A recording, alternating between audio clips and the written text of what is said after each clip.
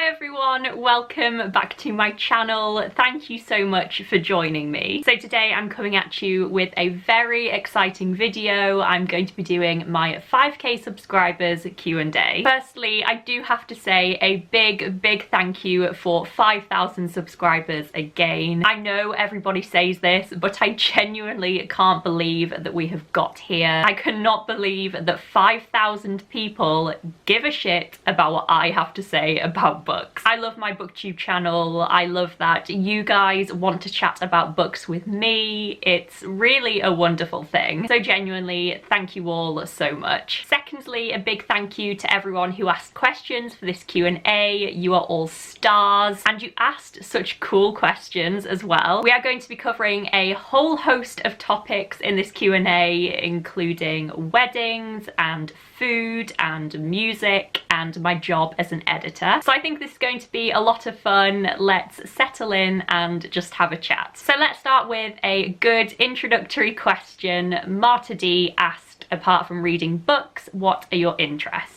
So I do spend the majority of my time reading books or just being with books more generally. For those of you who don't know, I do work in publishing, so I am an editor Monday to Friday. And when I'm not at work, I spend a lot of my time reading or talking about said reading on the internet. But apart from that, I enjoy climbing, so indoor bouldering specifically. My fiance Cameron works at a climbing wall, so we spend quite a lot of time there. I also play music. I've been playing the flute and the piano and the recorder since I was very young, so that's a pretty big part of my life. I also enjoy walking. I am from the Lake District, so I'm definitely a country girl. I love being back up at home amongst the hills. The sun is having a bit of a party outside, so I'm sorry if the lighting is going weird. I also enjoy cooking, although I am not amazing at it. Watching TV as well, although series way more than films. Oh, and I also like to dabble in writing as well. The next question is, what are some of your favourite music albums by VNMD730? This is a great question. So Busted's first album and The Killer's album Hot Fuss are definitely favourites. I also love Paolo Nutini, The Streets,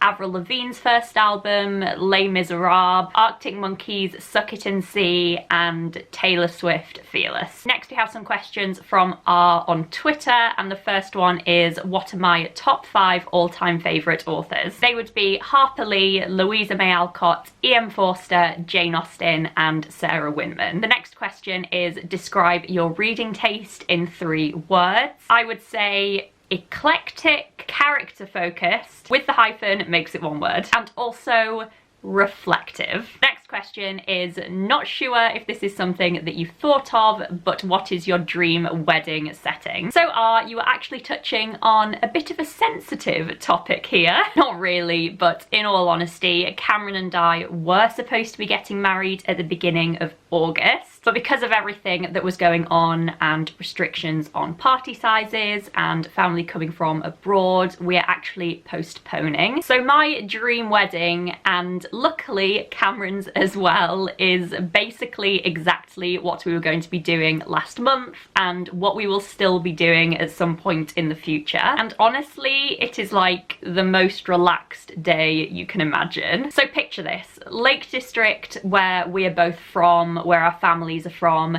We go to the registry office and get married, and then we all go over to a cute village hall / barn conversion in the countryside. It's just our closest family and friends there, like maximum 30 people. We have decorated the hall ourselves, lots of flowers and fairy lights and tons of homemade food. We will have a mini ceremony led by our best friend where we will say our own vows, followed by a party. A super relaxed, no pressure, fun, happy day. And the final question here was, which fictional character do you relate to most? So I found this question so hard, and honestly there isn't one fictional character who stands out to me as being the one I relate to most. I just don't think I have a character that is that for me. I definitely have different characters that I can see various elements moments of myself in, like I'm reading a book and I do relate to the characters. But I don't think that's anything particularly special. I do read a lot of books. So I'm sorry that I can't really give you a good answer to this one. I genuinely did think about it for quite a while and there just isn't a character. If any of you lot have one fictional character that you really strongly associate with, then I would love to hear about that, because I can't say that I've heard many people say that before. Next up is, do you ever listen to music while you read? So yes, I do. A lot of people find this really odd, but basically anything can be going on in a room around me and I can still read. Conversations, public transport, TV, Cameron blasting music while he works out,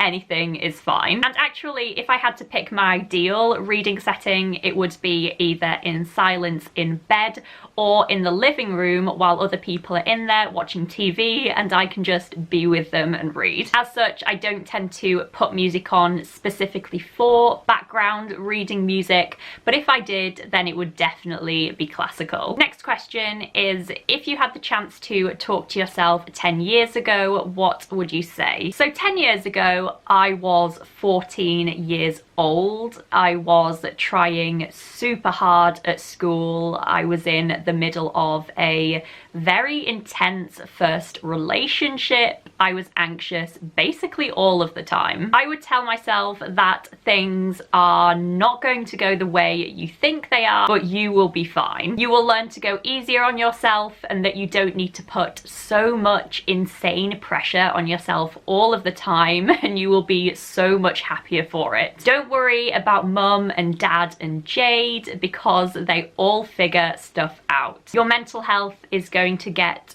worse before it gets better. There will be times that are so incredibly difficult that you don't think you're going to be able to get through. But just break it down. All you have to do is get through each little moment at a time, because there is good stuff coming. Also, you're incredibly lucky because you're going to meet your future husband at 17 and just enjoy being 17 and 18 together, because that shit is so cool. So thankfully, the next question is a bit lighter, and that is tea or coffee. The answer is tea. English breakfast tea, decaf because anxiety, milk, no sugar. The next question is from Ashley. Hi Ashley. And that is, what is the highest priority book on your TBR right now? So that would be Love and Other Thought Experiments by Sophie Ward, which is on the book along list right now. It is a literary fiction love story structured through different philosophical thought experiments, and it sounds dreamy. Next up are a couple of questions by Amy Bauer. The first one being, what did I take for my A-levels? So I studied philosophy and ethics, which I went on to get a degree in, and I also did English literature and history. Oh, and I also did English language at AS level. The next question is, when did I discover Jane Austen? So my first Jane Austen, like everybody else, was Pride and Prejudice, and I read that when I was around 12 or 13. I then reread that a couple of times because I loved it, before finally trying a few other of her novels when I was in my mid-teens. Finally reading my favourite ever Jane Austen, Persuasion, when I was around 16. Next up are some questions from Lily. Thank you, Lily. I hope you're doing well. The first one is, what is my favourite book that I've read in lockdown? So that would either be The Empire of Gold by S.A. Chakraborty, which is the final book in an epic fantasy trilogy, or The Most Fun We Ever Had by Claire Lombardo, which is a chunky, family-focused literary fiction novel. Both are amazing, but very, very different. The next book was what was my favourite book that I read during school. If you mean that I read for school, which I think you do, that would be To Kill a Mockingbird by Harper Lee, which is now my favourite book of all time. I read it for the first time when I was around 15, I think, in English, and I loved it instantly. But interestingly, it didn't actually become a favourite of mine until I reread it on my own outside of school. Lily's final question is, what is my favourite flavour ice cream? If we're talking specific, pick, then it's Ben & Jerry's chocolate fudge brownie. That shit is the best. But weirdly, if I had to pick a flavour generally, then that would probably be strawberry. I feel like strawberry is done generally very well, but chocolate can be a little hit or miss. Next up is a couple of questions from Mary Wilson. The first one being, what is my ideal weekend or holiday? So if all of this were possible, which I'm assuming it is because we're talking about an ideal scenario, I would first explore an entirely new place with Cameron, somewhere that we haven't been before, perhaps in another country. We would go to an amazing restaurant and eat tons of food, and neither of us would have any food intolerances. We would then whiz back home and spend some time with our families,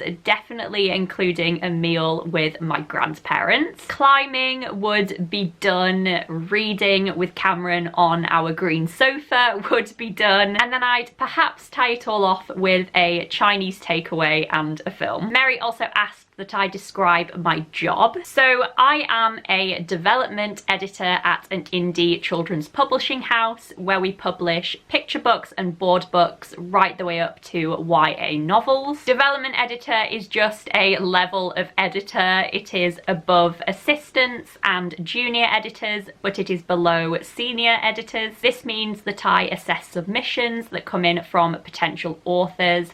I work with authors on structurally editing their books. I also talk about the project's vision with other departments such as design. I also contribute to new content ideas, so a lot of our book ideas actually come from us in-house, and then we commission the ideas out to an author to write. So I would say those are the key points. It is a very cool job. The next questions come from Meghna Das, and they are, what is my most memorable and my most disappointing read of 2020 so far? So my most memorable read has probably been The Empire of Gold by S.A. Chakraborty, but this is closely followed by North and South by Elizabeth Gaskell. I am now in love with Elizabeth Gaskell. As for my most disappointing read, that would probably be Fleischman is in Trouble by Taffy Brodesser-Aikner. That book was so boring. Jess asked me what is my favourite song at the moment. Hi Jess, thank you for the question, and for that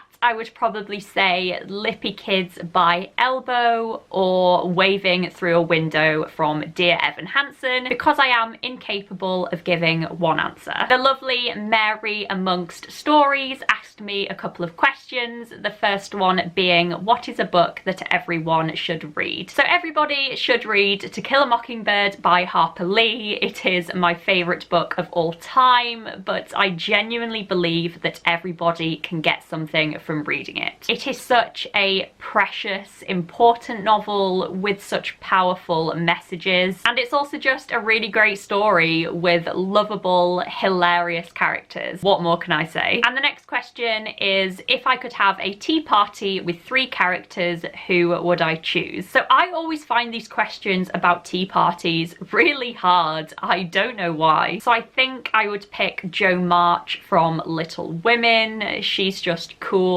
and intelligent, and I'm sure she'd be a great time. I'd also pick Nari from The City of Brass, another cool, headstrong female, but she can also do magic, and that's pretty sick. And then I also think I would pick Anne Elliot from Persuasion, because she is just lovely and I want to talk to her about poetry. I feel like this tea party could either be superheated and a massive disaster, or it could be really fun. Difficult to know. The next question is from Joanna, who said, you've been saying here and there that you are environmentally conscious. Are you vegan or vegetarian? If so, for how long, and how did the adaptation work for you? So Joanna, there is a story here. So I became a vegetarian around 5 years ago when I started university. I did this for both environmental and for animal cruelty reasons. This carried on for a couple of years and I was very happy being vegetarian. I saw myself doing it indefinitely. I was also cutting down on all of my other animal animal products, so I didn't eat egg and I was using dairy-free alternatives for milk and butter, until I developed a ton of food intolerances. Still to this day, I am not certain what it was that caused all of my food issues, but I don't think that suddenly changing my diet and eating a ton of soy products most days helped. Even now, I cannot eat anything with soy in it without having a really bad, painful reaction. I have done a lot of research on gut health in the past few years, and I know that it is massively connected to the rest of your body's health, so inflammation in the body generally, and as we all know, gut health is very connected to your mental health. I've always struggled with a couple of different mental illnesses, so when you think about it like that, it isn't the most surprising thing that I have problems with my gut health as well, especially when you consider the fact that the majority of the body's serotonin is created in the gut. So this kind of puts me in a bit of a catch-22 where I don't really know what problems are causing other problems and how to get on top of it all. But the point is, I got to the point where I couldn't eat so many foods without having a really bad reaction, especially soy, which is where I got the majority of my protein from, and just generally anything that was processed really messed me up. My tummy would become super swollen and hard and painful. So I returned to a very simple diet of essentially just meat, potatoes, vegetables, pasta, rice, and fruit. And that is basically all I eat to this day. My gut is so much happier now than it was a couple of years ago. I can definitely handle a lot more complex foods now, but generally just eating super clean and made from scratch foods is the best thing for my body, and I feel tons better for it. So the short answer, Joanna, is no, I am not vegetarian or vegan anymore. I was, and ethically I would still like to be. It definitely does align with a lot of my personal beliefs, but right now it just doesn't feel like the right thing for my body. As I actually touched on, I'm actually in the middle of a really long process of trying to figure a lot of things out relating to my body, such as my mental health and my gut health and my reproductive health. So there's a lot of investigative things going on right now, and I just need to eat the things that my body best reacts to. This all being said, Cameron and I are very conscious about where we buy our meat from. We tend to buy our meat from local butchers rather than supermarkets, due to both the environmental reasons of sourcing local meat and also to avoid factory farmed meat. So the next question comes from a little writer M, and she asked, what is a book that I have read that I wish I had written? This is a great question, and the answer is definitely Tin Man by Sarah Winman. Her prose is so sparse, but so incredibly beautiful and powerful. I don't know how she manages to make it so affecting and so incredibly emotional. I think it is a perfect little book. Next, my lovely friend Laura asked me, if you could have any design or setup of bookshelves, what would you go for? E.g. a whole library room, shelves scattered around the house, a window seat next to your shelves, etc.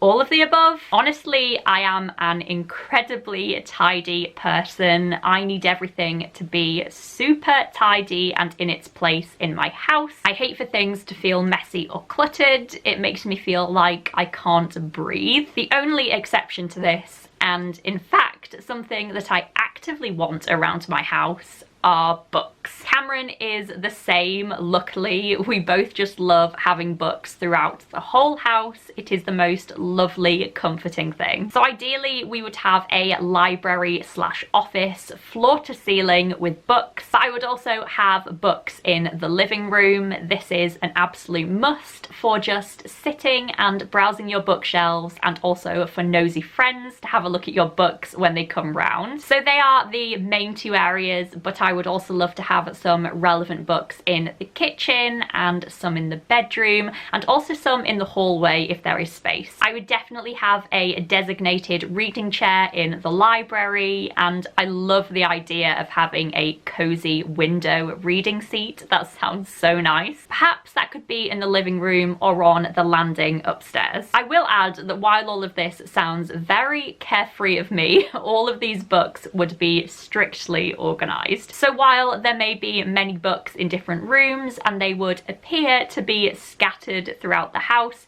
it would all make perfect sense in my obsessive compulsive disordered mind. Next are some questions from Anna Katerina, and she asked me hardbacks or paperbacks. Definitely paperbacks, no hesitation. Next, she asked me what my worst book of the year so far is. That was probably We Used to Be Friends by Amy Spalding, a YA contemporary novel that I thought was pretty shit. And the final question was best and worst books from this year's Women's Prize long list. The worst would be Fleischman is in Trouble, as I mentioned earlier, and the best is The Most Fun We Ever Had by Claire Lombardo. Next, I have a few questions from the lovely Cam. Thank you so much, Cam. She asked me, do I draw or paint? And if I do, can I show you some of my pieces? So unfortunately, I can neither draw nor paint. I may have dabbled in watercolour for all of around 2 days at the beginning of lockdown. You do not want to see the outcome. She next asked me to share my favourite photograph that I have ever taken. If we mean photographically here, then I'm afraid I have to disappoint you again. I am shit at photography. I wouldn't even know where to start. That being said, if you're talking about photos that I like for other reasons, then I will put some on the screen that I have taken recently and love,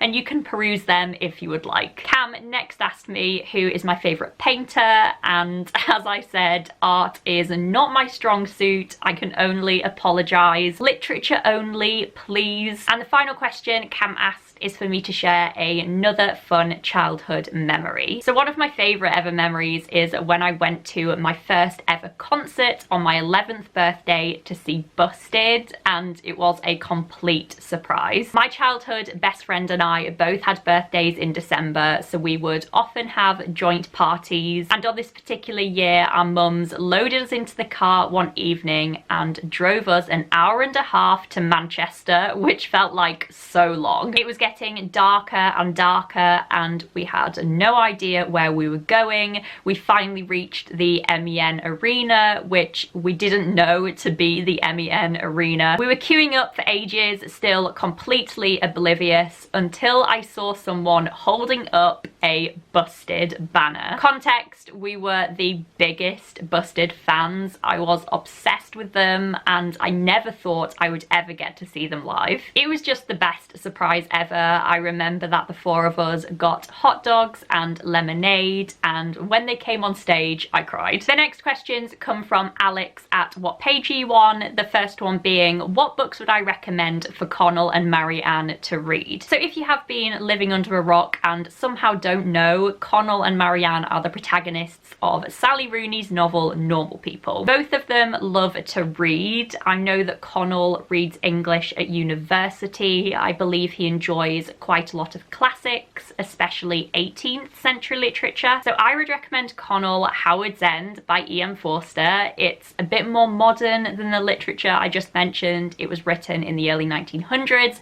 but it includes everything that I assume he loves. Amazing characters, and it is packed with social commentary regarding politics and gender, and I just imagine Connell to be into that kind of analysis. Marianne is definitely into early classic feminist texts and also poetry, I believe. So I think I'd throw in a bit of a curveball here and recommend her Witch by Rebecca Tamas. This is a strange, dark, gritty, feminist contemporary poetry collection that looks at sexuality and the female body and misogyny. It's just packed with cool imagery, tons of layers of meaning, and I just think she would devour it. Alex next asked me if I could go back in time while in school and have studied abroad in the States, where would I like to study and why? So I do have to say that studying abroad in school was basically my idea of hell. Due to my anxiety and OCD, traveling away from home was absolutely terrifying for me. But now I think that studying in New York would be really, really cool. It's probably such a basic answer. But I've never been, and I would love to go one day. I'm sure there would be tons to see and tons to attend. I would never get bored. Alex next asked me, who is my favourite and least favourite Austen leading man? So my top two are Wentworth from Persuasion and Knightley from Emma. It is not Darcy. If you say Darcy, you are wrong. I think I will have to go for Wentworth as my final answer because Persuasion is my favourite Austen novel. And the final question Alex asked me was, how would you characterise yourself, Cameron, and your sister, imagining yourselves as benders in the Avatar universe? So firstly, let's just acknowledge that Alex, you are the king of asking questions. Bravo. So before I give my answers, Avatar is a kids TV show. If you haven't seen it, you must see it. It is the best thing ever. So Cameron is